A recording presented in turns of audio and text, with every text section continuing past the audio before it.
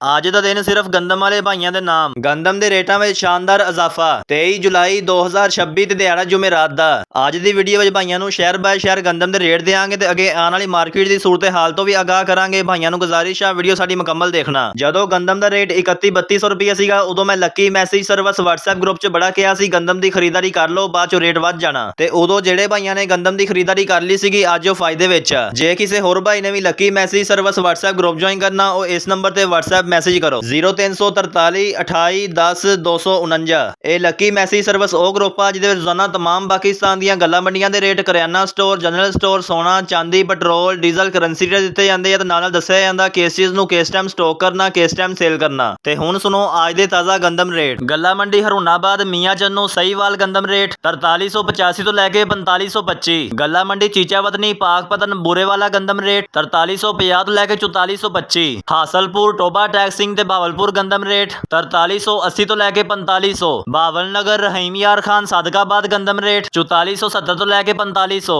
ते दोस्तों ये सी आज दे ताज़ा गंदम रेट। बाकी रोजाना रेट अपडेट और तजिया रिपोर्ट हासिल करने वास्ते WhatsApp ग्रुप च आ जाओ। मिलांगे एक नवी वीडियो नाल। अल्लाह हाफिज।